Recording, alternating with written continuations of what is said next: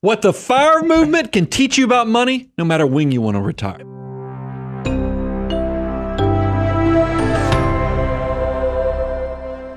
Brian, I am so excited to talk about this because FIRE movement gets a lot of press. Some of it's positive, some of it's negative. And rather than speaking to the merits of FIRE or whether you should do it or how you should do it, I think that there are lessons that everyone can learn from some very important things that FIRE movement participants and proponents have figured out thus far in their journey.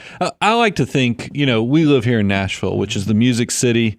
And one of the cool things when you hang out with professional musicians is that they can play any song in any key and just change a few variables and it changes the numbers, but it still works out. I like to think that we're going to be that tour guide today. We are the Nashville musicians of the financial world. We're going to tickle the keys of the financial independence, retire early movement. That's exactly right. For those of you that are not familiar with what the FIRE movement is, that's exactly what it is. It's financial independence, retire early. It's this idea that there are things that I can do. There are ways I can influence my financial situation that I can reach the end goal that most people want to reach, but I can do it more quickly than others. And what we want to do is we want to take some of those lessons and tactics that FIRE movement proponents have used and figure out how can we apply that to our financial lives so that we also can do money better. I'll lean into the things I really love about this because that financial independence is a very valuable thing. Because the first thing, I love the thought of you owning your time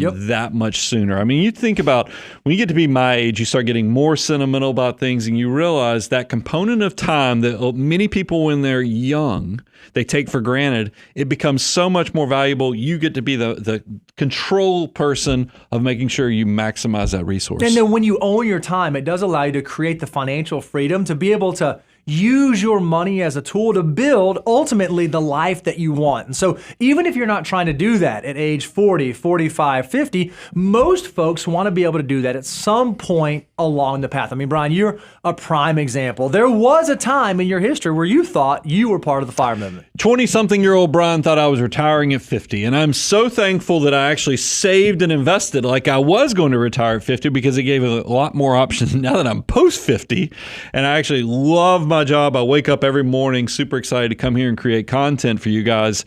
I'm just thankful for the flexibility. I'm thankful that it has provided the resources that we can invest in things that go beyond just will we get a return on this. I love it. So let's talk about some of these lessons that we can take away. The first lesson that you ought to take away right now is to subscribe to this channel. Because if you subscribe, you will know every time we put out brand new content fresh for you. That part was free. That's not from the FIRE movement. Here is the first lesson from the FIRE movement. When it comes to the way that we go about making our financial decisions, ultimately, margin matters. Man, I love a good echo of the 3 ingredients to wealth building. If you want to know, if you're not familiar with our 3 ingredients, the first ingredient is, of course, discipline. Because if you don't live on less than you make, you'll never be able to build financial independence. And that ability is the margin that creates the money, which is the second ingredient. And then if you give that money enough time, you have the magical recipe for creating wealth beyond your wildest imagination. But ultimately, what happens with the FIRE movement is they compress their timelines. They naturally decrease one of the ingredients. They back down the time they have to work. So they have to really focus on and flex those other 2 ingredients. They have to focus on the discipline and really create the margin. And they understand how they can use it to their advantage. A lot of FIRE proponents will have saving rates of 30, 40, 50, even 60%. And so we wanted to show you, okay, if you can figure out how to master this, this is what the FIRE movement has figured out when it relates to timeline. We thought walking through a little case study would be interesting. So let's assume that you're seeking to replace your spend rate, meaning if you have a 60% savings rate, then financial independence for you would be defined as being able to replace 40% of your income because that's what you spend. So we're just trying to replace your spender. Now, obviously, taxes factor in and there are other variables, but we want to just stay sort of high level to show you how important this margin can be. Let's also assume that for these FIRE proponents that they have a 3% annual wage increase. So every year their pay goes up by 3%. So when they get to financial independence, they're not replacing today's income, they're replacing some portion of their future income or their future spend rate. Let's also assume that they have a conservative rate of return, a 6% annual rate of return compounded monthly. Again, most fire proponents will likely have a higher rate of return because they're going to have more risk aggressive portfolios. But again, we're just illustrating the concept of how this can work. And let's say that you have a 3.5% withdrawal rate in retirement. We're going to define financial independence as being able to withstand and withhold a 3.5% withdrawal rate every year. What happens if you are a fire proponent based on different savings percentages, different savings rates? Well, you can see that if you have a 50% savings rate, starting from zero, using those assumptions, it would take you about 23 years to build a pot of money large enough that if you were to pull off 3.5% every year and sustain you for the rest of your life, it would take 23 years to reach that sum. Pretty impressive. I think it's interesting because I'm going to zoom out and think about the typical path towards financial independence. Most millionaires are actually minted in their late 40s after 27 years of saving and investing. That doesn't mean that's what they have deemed as their financial independence, retire early number, but it is interesting that 7 figures for most millionaires happens in their late 40s after that 27 years. And here we are seeing somebody who's that aggressive with their savings and investment rate can cut it down to 23 years. But that's still, think about somebody who graduates college, 22 years of age, that's 45? Sure, yep. I mean, that's something, but a lot of people don't even discover saving and investing in their early 20s. What if they figured this out in their late 20s? Maybe there's a way to even accelerate this more. Yeah, obviously, again, the fire proponents have recognized how valuable margin can be. So if you were to start at zero and you could increase your savings rate to 55%, which means that your spend rate would be 45%, you can do that in 19 years. If you have a 60% savings rate, so you're looking to replace a 40% spend rate, you can do that in 16 years. If you have a 65% savings rate, you can now do that in 14 years. And if you were able to have a 70% savings rate, so what you need to replace is a 30% spend rate, you could accomplish that inside of 11 years if you have that aggressive of a savings rate. So the more margin you have, the more you're able to influence your financial timeline, and the fire movement has figured this out. I do love the math component of this because I can see how this can become addictive too, because you think about, man, if I could just do this, I'm actually gaining years back of my life. I do want to caution our audience. Remember, we love financial mutants. There's a fine line between mutants and miser, and when I see 70% savings and investment rate, wowzer, that's a big savings rate. But what we know is that these savings rates, they don't happen without some level of like intentional effort, right? It may be that some people figure, okay, well, how do I just get my lifestyle as low as possible? How do I really get my expenses down as much as I can? So it creates sort of an unconventional lifestyle. Or some recognize, you know what I need to do? I need to get my income really, really high so that I can live off of 30%. Oftentimes when it comes to fire, it's some combination of those two things. It's some combination of how do I get my expenses down and how do I get my income up? Well, even if you're not pursuing fire, just everyday, normal, regular people building towards financial independence, if you can figure out how to impact those two levers, you're going to also be able to accelerate your timeline. So, Bo, let's hit them with what are the key takeaways on why margin matters? So the very first thing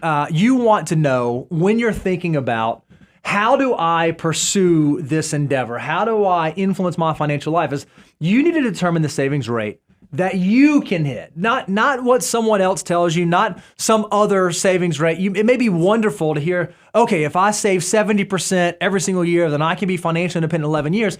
Well, if that's not practical for you, then it doesn't matter. So you need to define for you, based on your lifestyle, based on your goals and your circumstances, what's the actual savings rate that you can hit? Yeah, and I love, because one of the things we always share is we want people to get to 25% of their gross income as fast as possible. And a lot of times, I know we pick up audience all the time that are in their 20s, and they're probably hearing this right after they graduate, and they're like, man, you guys, what a big distance we just jumped. Because here y'all are talking about 25% is the ideal, but you just showed me a slide that showed people who are saving 50 to 70% of their income.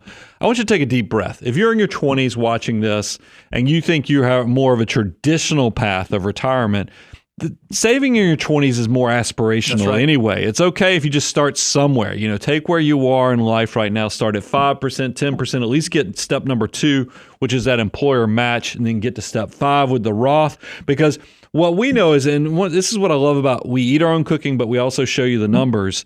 If you think about how much you should save, we have a great resource. If you go to moneyguy.com/resources, we've actually put the math to the numbers so you can see, hey, what does 25% do for me? If I can save and invest that by the age I am, what will be the replacement ratio at that point? It's pretty powerful stuff, and you'll quickly see if you do anything in your 20s, it's 10%, 15%, you're going to be way ahead of the curve.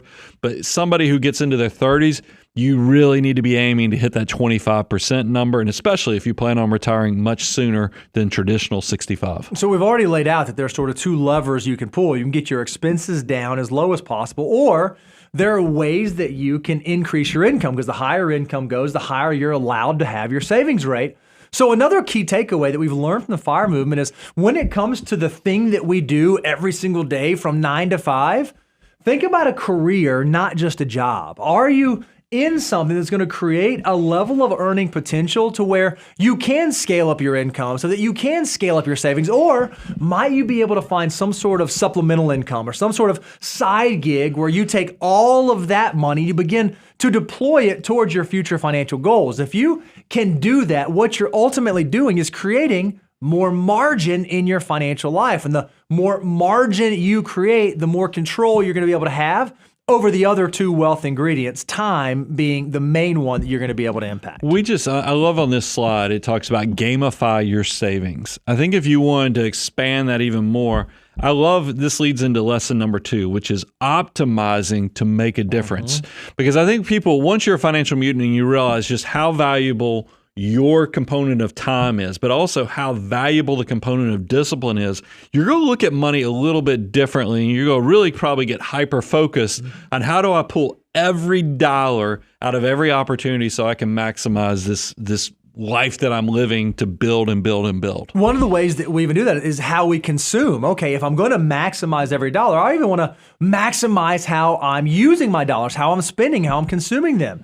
So you might be someone who recognizes, you know what, I am disciplined and I'm able to be responsible, and I'm going to use a credit card anyway. So if I'm going to use a credit card, I might as well use one that aligns with my spending. So maybe I want to find one that maximizes rewards or maximizes the points that I can earn so that it makes the things that I'm already going to do less expensive. Even just doing that and figuring that out early on can have a material impact in your financial life. I mean, look, I resemble this. I don't consider myself a FIRE person. I mean, even though I'm financially independent much earlier than most, I do love the behavior of maximizing and finding steals, like knowing when Prime Day is, knowing when the seasons are that you should buy certain major purchases.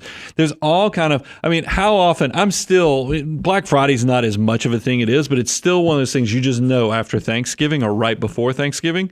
If you're buying electronics, you're probably going to do okay. And I think that is a special skill of optimization that can be helpful whether you're part of the FIRE movement or you just want to be a financial mutant that wants to save a little bit better and know you're getting a deal. But it's not just on the consumption side we're able to optimize. You can also optimize when it comes to how you accumulate and how you build and how you actually structure your savings. That's why if you read any level of FIRE content, you'll hear all these different strategies. You might hear about like 72T distributions for early retirees, or you might hear about Roth conversion ladders as a means to create tax-free income and also give you access to those dollars.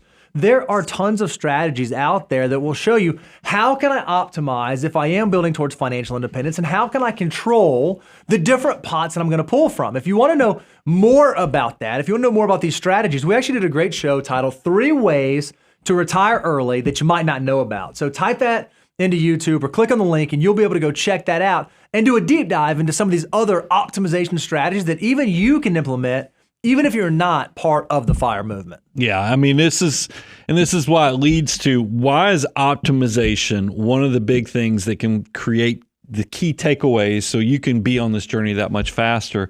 And I like the fact of being intentional with every dollar that comes into your army of dollar bills. Yeah, Brian, I want to give you credit for this. You told me this early on. You said, Bo, you always got to ask yourself the 2% to 5% test. And I said, Brian, well, I don't know what that means. What is the 2 to 5% test? He said, hey, it's this idea.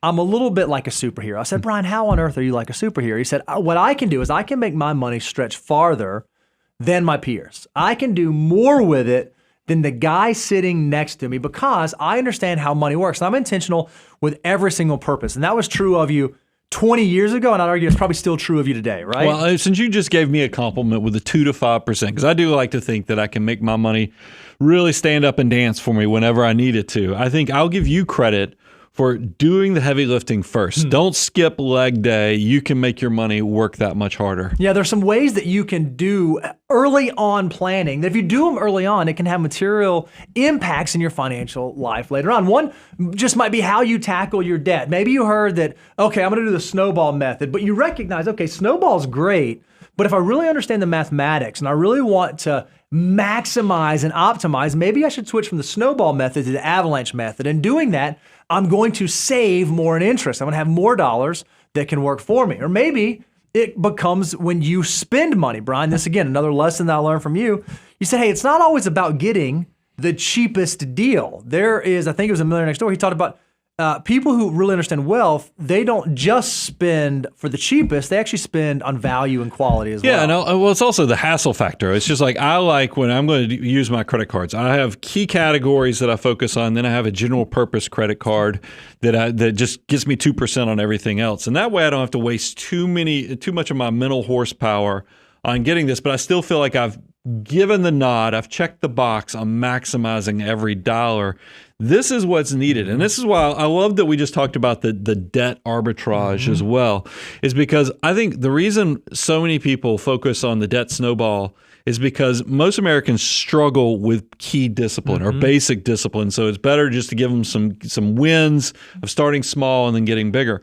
Anybody who's part of the fire, or anybody who's a financial mutant, discipline has never been a struggle for you. That's why the math definitely comes into play in making sure you don't leave that on the table. And then the other way that you can do some heavy lifting first is a little counterintuitive because this sounds like heavy lifting, but it actually makes your life that much easier. Can you figure out ways to make the good habits as easy as possible? When it comes to saving and investing, can you automate your investments? Can you have your contributions go in automatically and invest automatically? Can you do things like take advantage of your employer match and get all of that free money sitting out there? Are there things you can do like maybe backdoor Roth conversion strategies where, yeah, it's a little bit more complicated, it's a little bit heavy lifting, but if you can do it early on, then you really get to begin to build your tax-free buckets. Or even if you have like an after-tax account, are you doing things like tax loss harvesting or capital gain avoidance, which may seem like small, insignificant moves in the moment. But if you can compound those small, seemingly insignificant things over a lifetime and optimize, you'll recognize that you, in fact, will be 5, 10, 15, 20% further along than your peers who didn't do that heavy lifting early on. You mentioned automating. I believe that this is a twofer. And what I mean by that is it really does. If I can get things that make the good habits that much easier, and automation for sure, if your dollars are automatically going into your investments every month without you having to put any effort into it, that is going to put you on the path to building wealth that much sooner and easier. I also like that the other part of the twofer side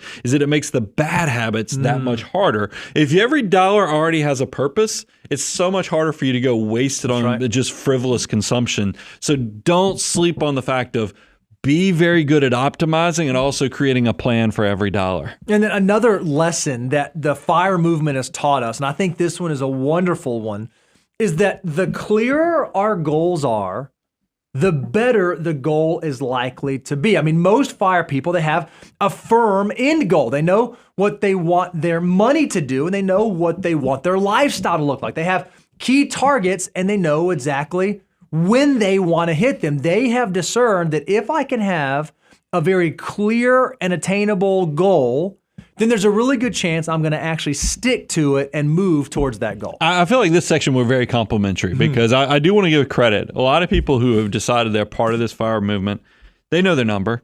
You know, they've heard the adage, if I can just get 25 times my spending, that's a good key indicator, you know, something napkin math plan that I can lay out there. I also think they usually know their savings rate. You ask the typical American, what is your savings or investment rate, and how much is that in dollar terms? I think a lot of people are kind of, they struggle because they don't know what their employer match is. They haven't really created these automated plans, so they don't really have it tied in. That is not what people are doing that are either financial mutants or part of the FIRE movement. They also know what their budget is. So they know their number, that is a future goal. They know their savings rate, that's the strategy, but they also know the budget. This is the thing that's going to keep them in line to make sure that they don't steer off course. Every single dollar has a purpose. Well, when you're in the early stages of your financial journey, that too should be true of you. But it's not just about setting goals, because you can set a goal all day long, but with setting the goal, there also has to be a well thought out plan to get there. Something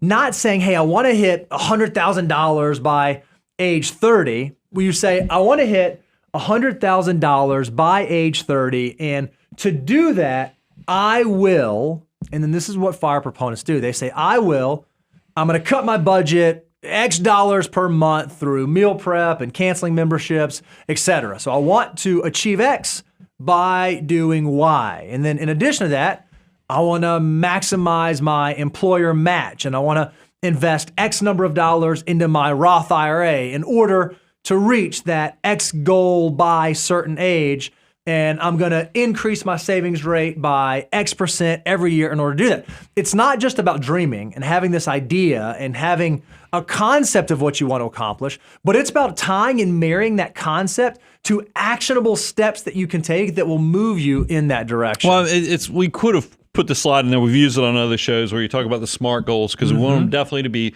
measurable, have timelines, and all kind of other things that actually keeps you from falling into this next camp. Because so many people, the research has shown it, is that if you will actually create a written plan and actually put the checkpoints in there, that effort is going to pay off. Because check this out. If you set clear goals, now what is clear goals according to this research project? Those clear goals is, number one, write down the goals.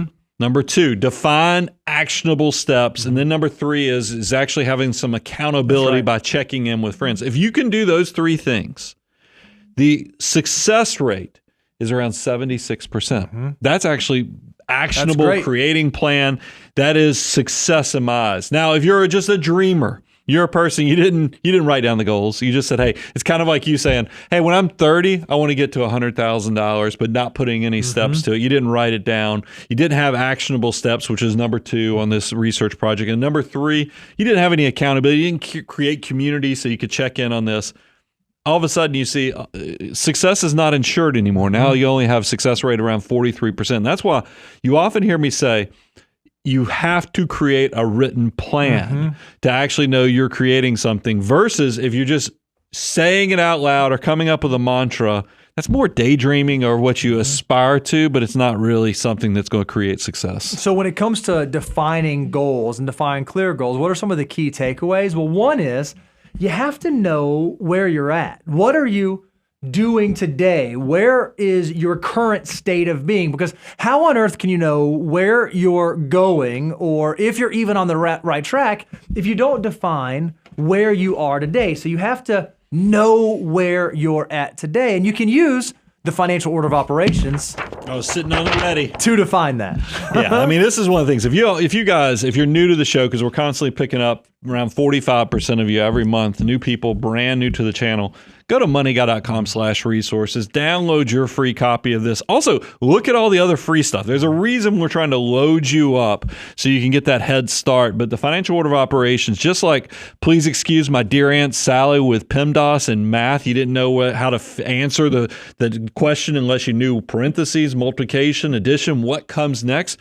There's an order of operations with money as well, and we've created that for you so you don't have to waste any of your brain potential figuring it out, because we've already done it for you. So you have to know where you're at. You also have to know where you're going. Have you actually put together those actionable steps? That's the second part of the process. I'm here today. I want to be here tomorrow, and these are the steps that I'm going to do to achieve that? And then are you doing anything to stay accountable? Do you have friends in your life that are checking in with you? Do you and your spouse sit down and have a State of the Union talking about the goals that you're moving along? Are you part of the Money Guy subreddit? Are you a member of the Facebook group? Do you participate in the Discord? Are there things that you're a part of that will keep you accountable to the financial goals that you have? And if you can combine those three things, you're well on your way to beginning to define clearer and more attainable and sustainable goals. I was kind of shocked you didn't say join us every Tuesday, 10 No, a.m. that's a great Central, one. because our live streams,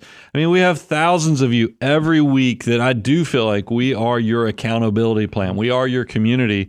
And I would encourage you, jump in, be a part of that, because we love being part of your success too, and then getting all the feedback. So don't be shy about that. And then one of the things that you have to do, so that those three are all great, but then the other thing that you have to do, you have to have milestones along the way that you're celebrating. You know what the end goal is, but in achieving that end goal, there are going to be a myriad of other goals in the short term that you're going to hit. So know what those milestones are and what milestones matter to you. We actually have a great show that we did that was, are you on track to becoming a multimillionaire? Don't miss these important milestones. So maybe you don't know what milestones to define for yourself. We've done that for you to say, hey, on your way to financial independence, here's some that you might hit that are worth celebrating, that are worth acknowledging, that are worth recognizing are part of your journey. This is one of those episodes I was really proud of. I knew it was good because I had former neighbors that have moved away to move to different states that texted me after they watched this show and told me how good it was. So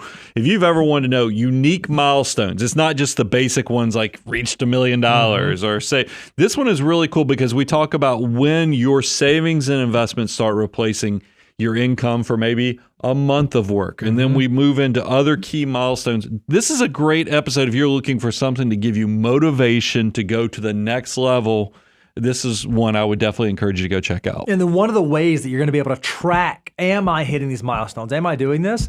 Is to track your net worth annually. If you're not doing that, you're missing a huge opportunity to get a view in your financial life. We have a great tool that you can go check out at learn.moneyguy.com that will put a lot of those milestones right there front and center on the dashboard. What does your journey to abundance look like? What is your wealth accumulator score? How are your three buckets structured? What's happening to your assets versus your liabilities versus your liquid assets? If you're not tracking these things through time, it's going to be very difficult to know when you hit a milestone that's worth celebrating and to make sure you're staying on track towards those clear, actionable future goals that you want to accomplish. Yeah, I love this. Is a great communication tool for my non-financial spouse because, I'm trying to always bridge that communication gap. So definitely use the net worth tool. It's a great dashboard to also understand what is going on, what's changed in the last year. And speaking of tools, the fourth lesson that I think that the FIRE can teach about anybody with money is that you can use your money as a tool, and they lean into that heavily. Yeah, a lot of people in the FIRE community, they live unconventional lives in one way or the other. What they figured out is they don't want to live a life that someone else has built for them. They want to live the life that they want to live. So this might mean they have a different career path than a traditional 9-to-5, or maybe they have a more frugal retirement lifestyle, like you doing the RV thing, or maybe they want to retire in a different country or a different geography. They understand, okay, what is it that I ultimately want to achieve, and how do I use my money as a tool to help me achieve that goal? The money is not a goal in and of itself. It's just the tool, the mechanism, the method that I'm able to build and construct that life that ultimately I want to live. Yeah, I think it's important because you hear a lot of things like money can't buy happiness, but money is definitely a tool that can make life a little bit easier and even create happiness or be a tool that makes happiness, that much easier. Sure. I mean, you get front row seats to a concert. That might buy you some happiness. It's kind of like the buy me a boat. That's why I love the songs like that where it puts it in focus. And that's the same thing. So let's talk about money, of what it can provide. It can provide security. It definitely can provide some additional time. That's probably the most noble thing that I tell people. Don't take it for granted. It also can provide flexibility. It can provide those experiences. There's where the front row seat is. That's where the boat may be out with the friends and the cooler. You know the rest of the song. And then, of course, if you put all this together, you put your best life. And this is the thing that I wanted to spend a section on, is that one thing I pick on fire people about is I don't want you to do such a good job with thinking about you're going to, if you just can put up with this horrible job that you don't like that pays you a ton of money, you're going to be able to go live your best life in either an RV or living overseas. I want to make sure that your abundant life also gives you to live in this moment as well, because as a person in their 50s, I will tell you, you can do both. I want you to maximize, bedazzle your basic life so you do enjoy your 20s, your 30s, your 40s, and you're not just living for that late 40s, early 50s. Make sure you're living in abundance. So what are some key takeaways around thinking about our money as a tool? The first is pour into your why. I love what you just said, Brian. It's not just about your why in the future. It's not the why when you're 70 years old. What's your why today in your 20s? What's your why in your 30s? What's your why in your 40s, 50s, 60s, and so on? Because if you can really define and develop what that is, you will find that the decisions that you make begin to align with that why, with the things that matter to you. Begin with the end in mind, not just for your whole journey, but even for segments. In my 20s, what do I want the end of my 20s to look like? In my 30s, what do I want the end of my... And am I constantly working towards those milestones that are ultimately moving me towards my ultimate end goal? Also, knowing what you value. If you think about this in terms of a lot of our society pushes us towards consumption. And I remember, and I detailed it in Millionaire Mission, I realized when my father lost his job when I was, in my middle school / going into high school years, that even though it was the poorest time for my parents, it was some of the best memories because my father was around. So I think that I would encourage everybody, no matter where you are, if you're part of the FIRE movement or if you're just a financial mutant that wants to be the best with money, kind of try to put some time into knowing what you value that's devoid of having to spend a lot of money on it, because that's actually where I think happiness, and then you get extra money, you can really spend a little bit extra on leaning into those things that give you value, give you happiness, give you fulfillment. Don't sleep on that part of it. And then I already said this, begin with the end in mind. Having a clear direction for yourself and your life can not only define the path, but it can help keep you focused. Because what we know is this journey towards financial independence, or this journey of life that we're on, is not always going to be the smoothest and easiest journey. We're going to need things that even when stuff happens that we did not expect, even when the unknown unknowns come our way, if we can constantly keep that end in mind, that goal that we're working towards, we're going to have a much higher probability of staying the course and sticking to the plan so that we can ultimately make it to that finish line. And that leads to kind of the closing lesson here. Is I want everybody to know, I don't care what your goal is, if it is to retire at 45 or if you're just a traditional person that's going to retire at 65, I want you to know financial independence is possible. That's why we create this content, is that it is something that I think you just have to put a little effort in, and you too can have this if you just keep watching our content, keep growing. We'll help you know the tools and how to maximize this. Yeah, I think that one thing that stinks about our industry is that in this personal finance space, it's easy to just get inundated with tons of pessimism. There's always something negative going on. There's always something to be scared about. There's inflation or a bad economy or wages are low and home prices are high. There's all kinds of stuff out there that would suggest, oh man, the system is rigged against you and financial independence is a pipe dream and it's not attainable to everyone. Well, one thing that I love about the FIRE movement, and you can go do this if you've not gone out to the subreddits, if you've not read up on this, if you've not looked in the communities, FIRE folks come from all walks. I mean, these are people that were low income earners. There are FIRE people who never made a 6-figure salary. A lot of FIRE folks were late starters. Hey, I didn't figure this out until I was in my 30s, or maybe I really caught fire on this when I was in my 40s. Or maybe it's people who came from some negative thing. Hey, I went through bankruptcy, or I had a family situation, or I got myself in a bunch of debt. I had a problem that I was in. They have faced adversity and are still able to come out on the other side without having to sacrifice ultimately what those goals and those dreams were. So if you resonate with this sounds like you, financial independence is possible. It's not something you have to get absolutely right from the first day that you step foot out of your college career or high school career into your first job, there are going to be stops and starts along the way. That's okay. You can still do this. You still can move towards that ultimate end goal. I want to tell everybody there's always going to be bad stuff going on. It's like right now, I know housing is a mess. And I think that, we just came through this post-inflation period where if you're a young person, you're trying to figure out what does this mean for me? But don't let that pessimism, yes, in this moment in time, that is going to be something that feels like a weight that's working against you. But there's always the weights that are working against you. I mean, think about the Great Recession where the market lost 50%. Fast forward even, or back it up even a few more years, the dot-com bubble where people who worked in tech or people who invested in tech, which by the way was everybody who was investing in the 90s at that point, those companies all went kaput or lost 50 to 60% of their market value.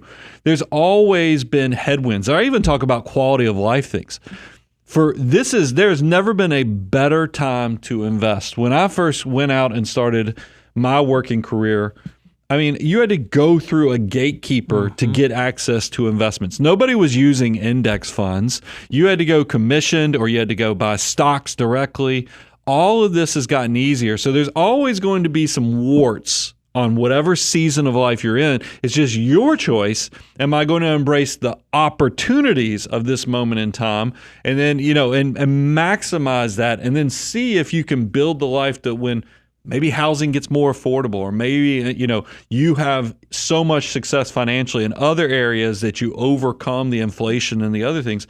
I want you to go with that glass half full optimism to see if it can help you overcome and have the focus to create success. And I love that you're here right now listening to this. A lot of folks who've been able to attain financial independence, they started out with no financial foundation, no knowledge, and then they started listening to a podcast or watching a YouTube channel and educating themselves, and they were still even able to gain the financial literacy to be able to move towards their ultimate financial goals. I love how you said it, Brian, that a lot of people, it's not a straight shot. They have some setbacks. They have some stuff that caused them to maybe not be moving in the direction they wanted to be, and they're able to rebound from that. We actually saw a prime and perfect example of this on an episode of Making a Millionaire. We sat down with Patrick and Megan. They kind of walked us through, hey, we had this horrible experience. We had this awful thing that happened, and yet, even though that thing happened,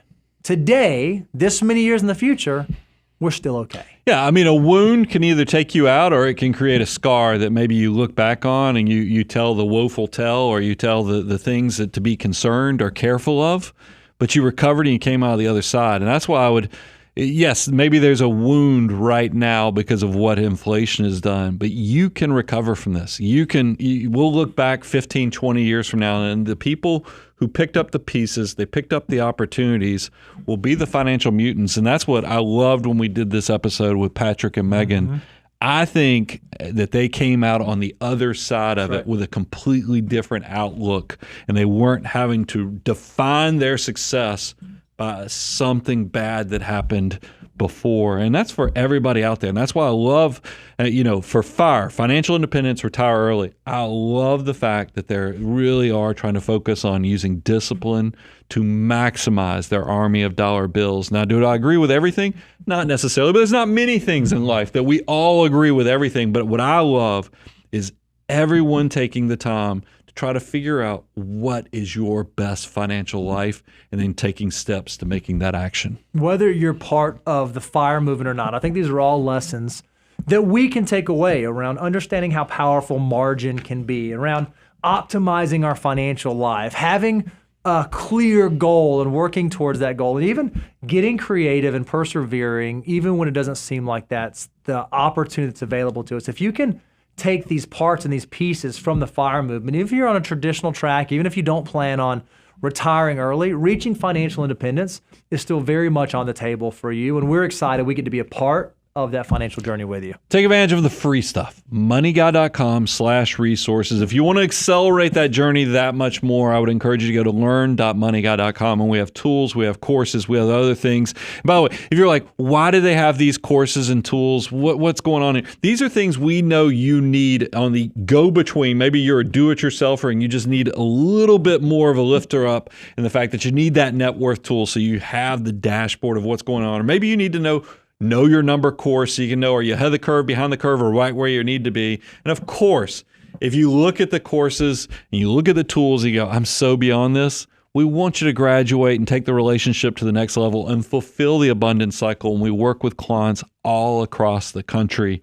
We love creating this content. This was not supposed to be a marketing plan. This was supposed to just be a great place to get education, and it has grown beyond my wildest dreams. So I thank you for being a part of this. But I do want to remind you, and this episode is a great just reminder of this whole goal of you got to own your financial life. Take an active participation role in it, or it will own you. I'm your host, Brian Preston. Mr. Bo Hansen, Money Guy team, out.